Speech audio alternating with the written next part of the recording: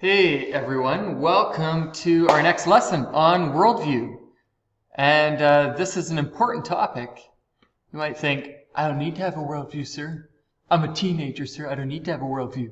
You actually already do have a worldview, in fact. You do. And it's a good thing. In fact, everyone has a worldview. Everyone. Not just Christians, also unbelievers. And today we are going to look into worldview, why it's important, because your worldview affects how you think, speak, and act. Okay, it's going to affect how you treat other people. It's going to affect how you decide for the rest of your life what is good and bad. How do I figure out what is true? Worldview is important, and it's very helpful to think and see very clearly about your worldview. So that's the goal for today and for this week. So we will get right into it. So worldview, your beliefs about reality that affect how you think, speak, and act. So these are beliefs. Christians are not the only people with beliefs. In fact, mathematics is based on beliefs. We call them axioms. For instance, 1 plus 1 equals 2. Now, you know that, and I know that, but we actually can't prove that, kids. Okay? I can try it. I've got 1 pen, and I add another pen. What do you know? I've got 2 pens. But that does not prove that the next time it will work. What if I tried it with pigs? Would it work then? I don't know. I'd have to try. It would work, but experiments like that do not prove. They give evidence. Okay? So the point of that is that everyone has a set of beliefs that they base their other beliefs on, and that's going to affect how they live. So, that's really what a worldview is, and there are 4 main categories for these beliefs. So things like origins. Where did we come from? What's your belief about that? Number 2, ethics. What is morality? Is there such thing as morality? Why? Why is there such thing as morality?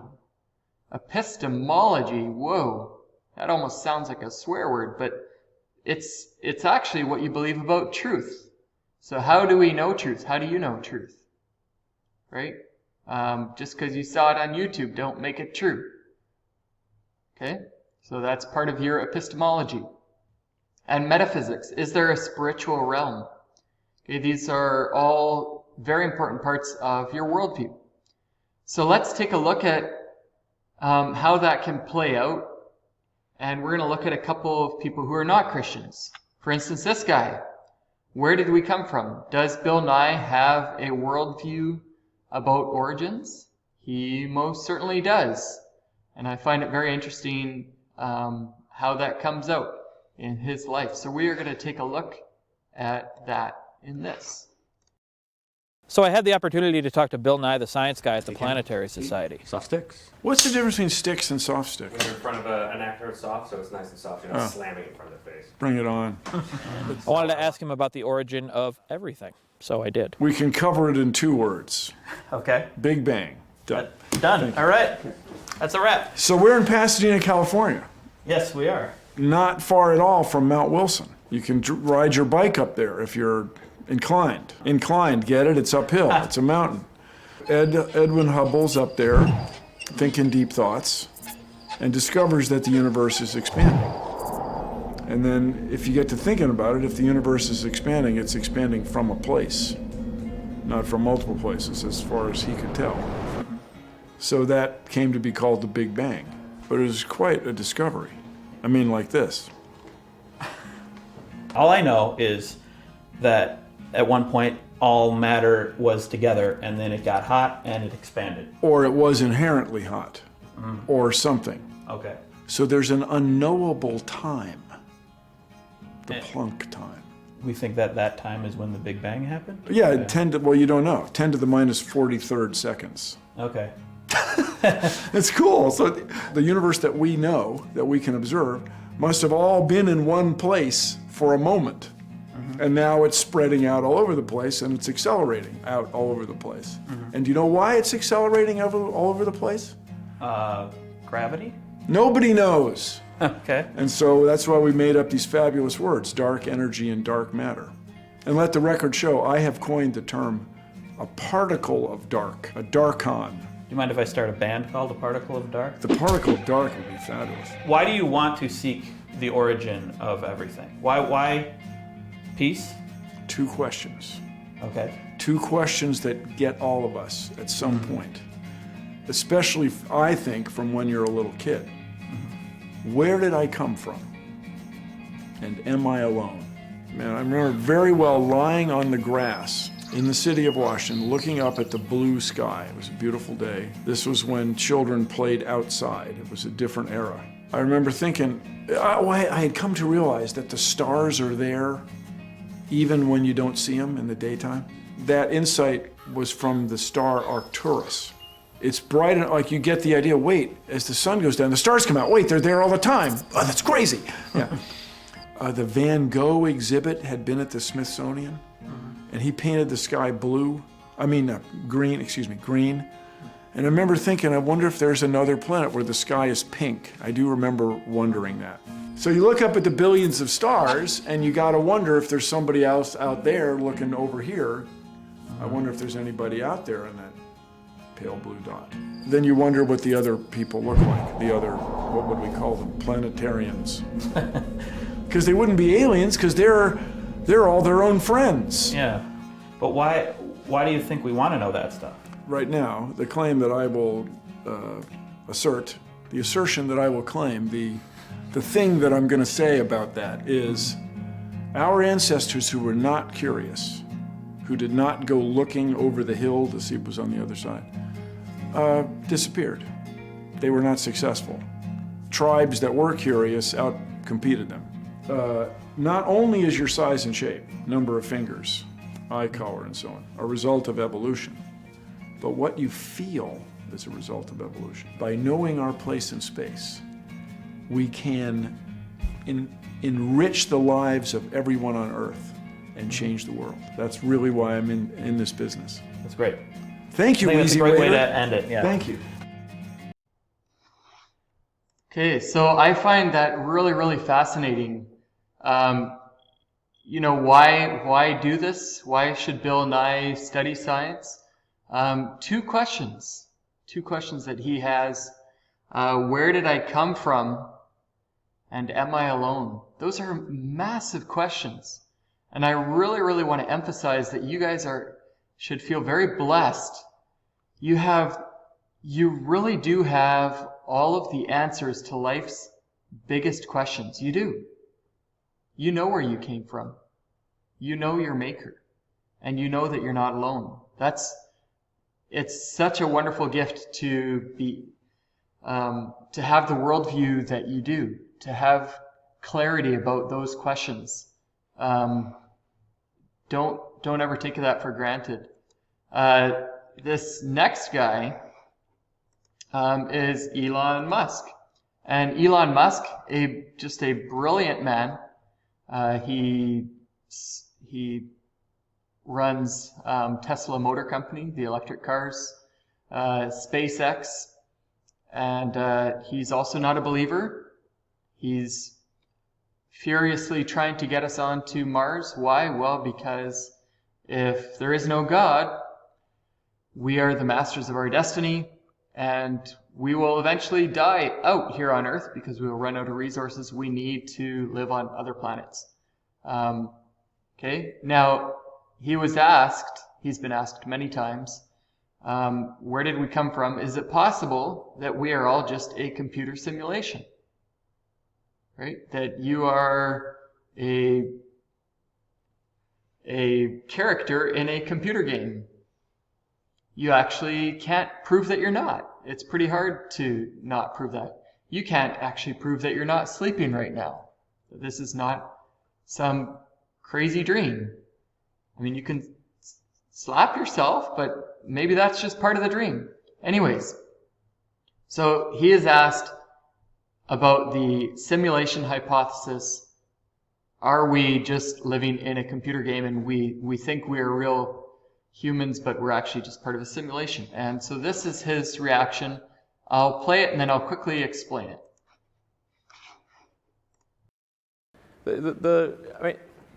I think here's, in my mind, like the strongest argument for us being in a simulation, probably being in a simulation, I think is the following. That 40 years ago, we had Pong, like 2 rectangles and a dot. That Right. was what games were. Now, 40 years later, we have photorealistic 3D simulations with millions of people playing simultaneously, and it's getting better every year. And soon we'll have virtual reality, we'll have augmented reality. If you assume any rate of improvement at all, then the games will become indistinguishable from reality. They'll be indistinguishable. Even if that rate of advancement drops by 1,000 from what it is right now, then you just say, okay, well, let's imagine it's 10,000 years in the future, which is nothing in the evolutionary scale. So given that we're clearly on a trajectory to have games that are indistinguishable from reality, and those games could be played on any set-top box or on a PC or whatever, and there would probably be, billions of such, computers or set-top boxes, it would seem to follow that the odds that we're in base reality is 1 in billions. Okay, so what does he mean there? Well, he was talking about Pong. Pong is one of the first computer games, and you had a paddle on this side that would go up the screen, and there would be a little white ball that would go, and it would hit that, and you'd control the paddle on this side, and the ball would come towards you, and it would bounce back and forth, and you'd have to make sure your paddle gets in the right spot so that it can hit it back, okay?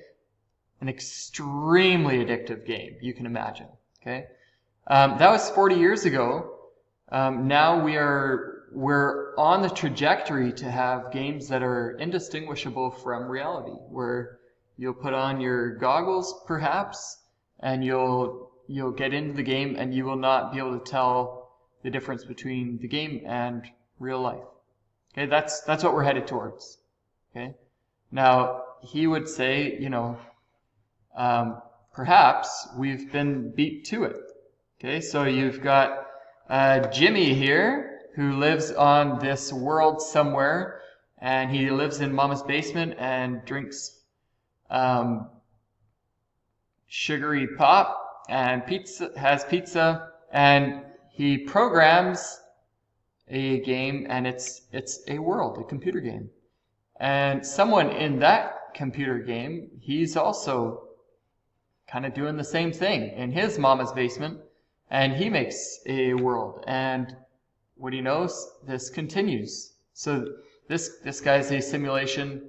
This guy creates another simulation. This guy creates a simulation, etc. Okay? Now, that continues.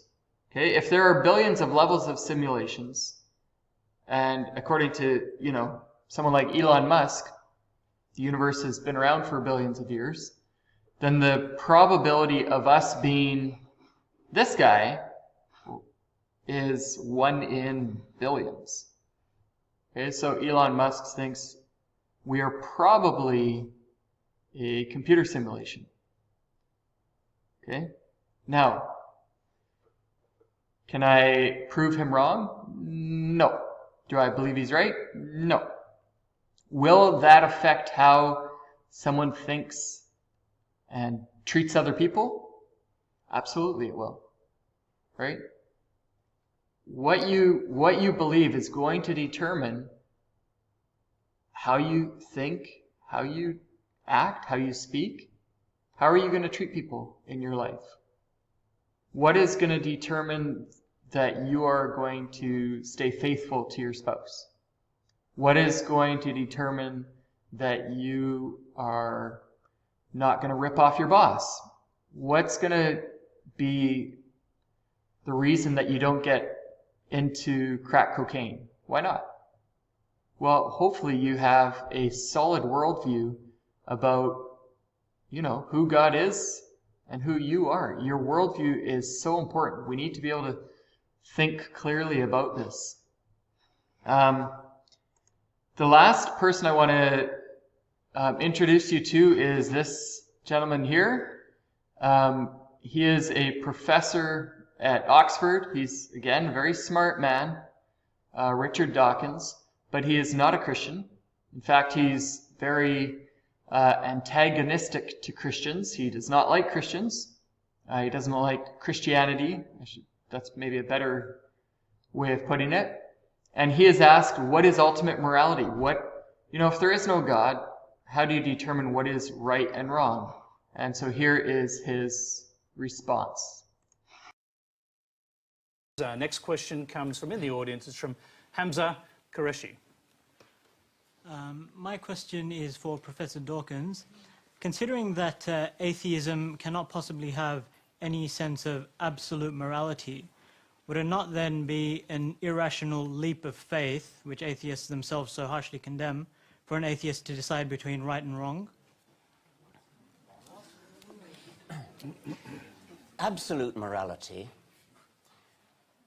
the absolute morality that a religious person might profess would include what? Stoning people for adultery, death for apostasy, punishment for breaking the Sabbath. These are all things which are religiously based absolute moralities. I don't think I want an absolute morality. I think I want a morality that is thought out, reasoned, argued, discussed, and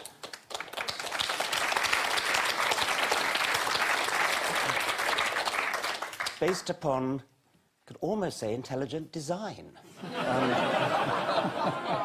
Can we not design our society which has the sort of morality, the sort of society that we want to live in?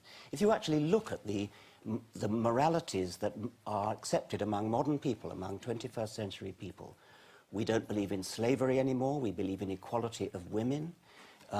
We believe in being gentle. We believe in being kind to animals. These are all things which are entirely recent. They have very little basis in biblical or Quranic scripture.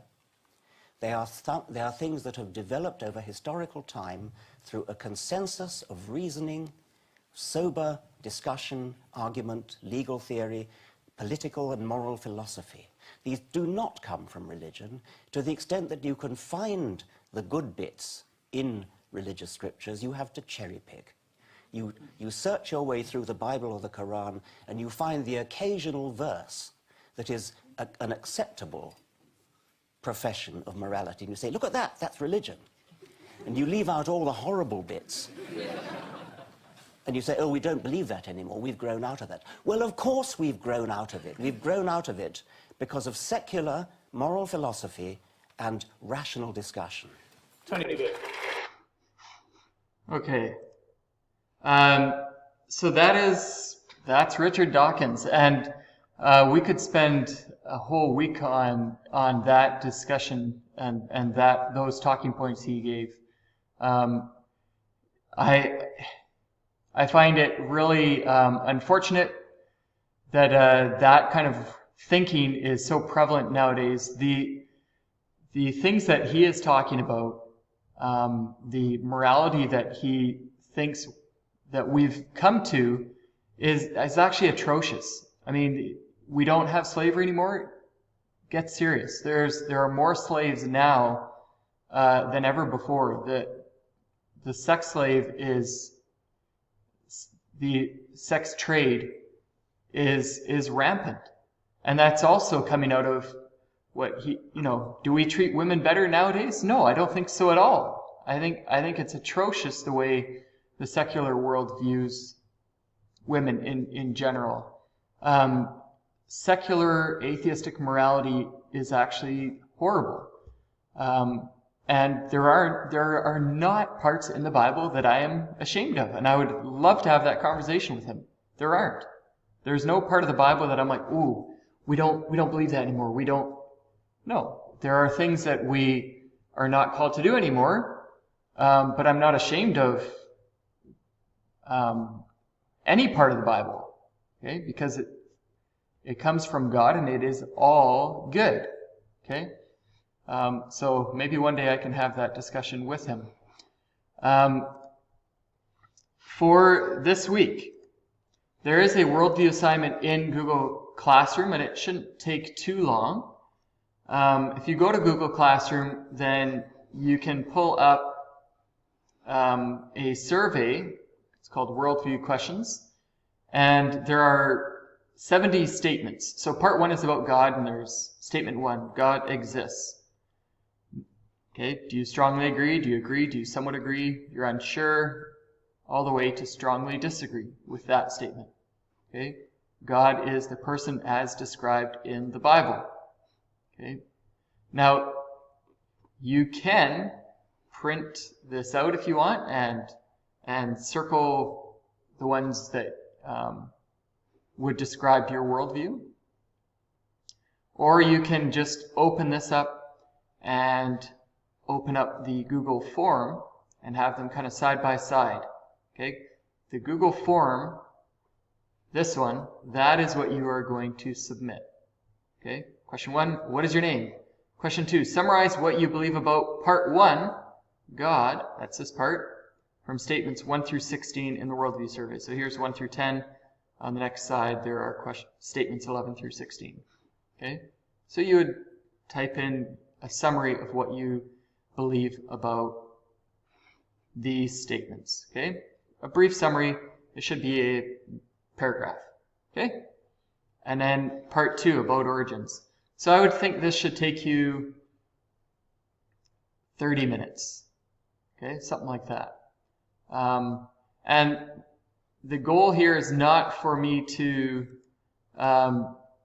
judge you on your worldview. That's not my intention. My intention is to get you to think clearly about what do you actually believe. What do you believe? It's so important, and it's so helpful to think clearly about life's biggest questions.